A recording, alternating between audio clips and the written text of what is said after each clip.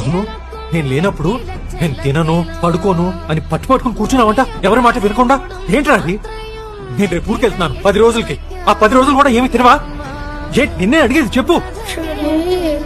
ఆ,